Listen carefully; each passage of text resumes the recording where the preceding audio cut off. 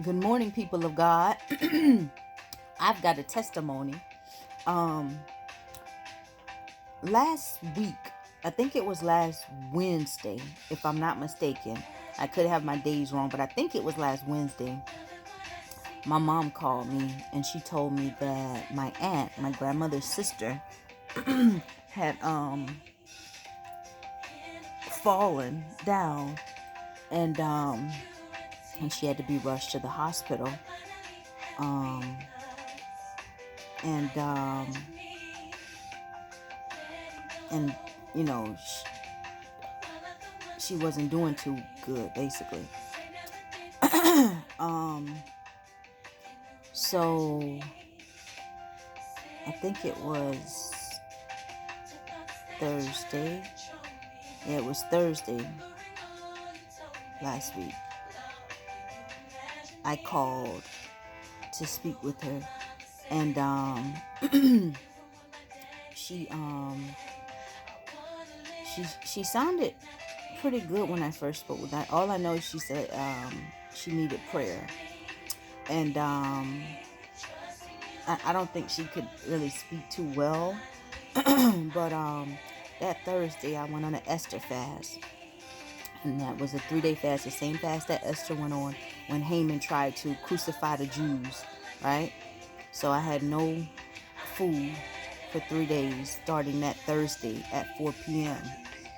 And I think it was sometime over the weekend, it was said that the doctors had pretty much given up on her. There was nothing they could do for her. They didn't, went back and forth. They didn't know if she had a stroke. They didn't know if she had a heart attack. They didn't know anything, but they couldn't do anything for her, basically, right? So they given up on her. Now this time, she couldn't swallow, which is what my cousin was telling me. Her daughter, she couldn't swallow, and they had to keep suctioning her. But I was never alarmed about any of that. And my aunt is a woman of faith. That's one thing about it. Over the years, she's always spent time in her word.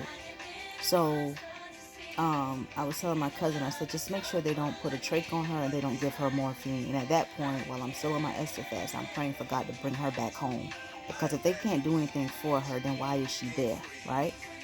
So by the grace of God, it worked out to the point where they sent her back home on hospice. They'd given up on her, basically.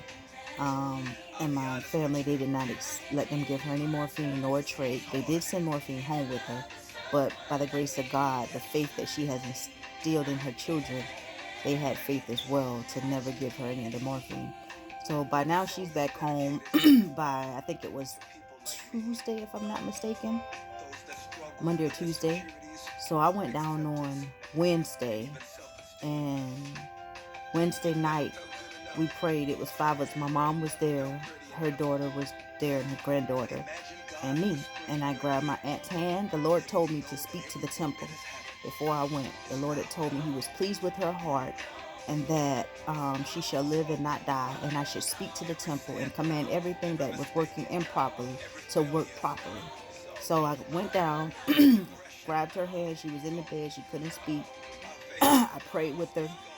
I commanded the esophagus to function properly. I bound the spirits of untimely death, the spirits of infirmity, leprosy, and pretty much everything that I was praying with my family. We were all in agreement on one accord.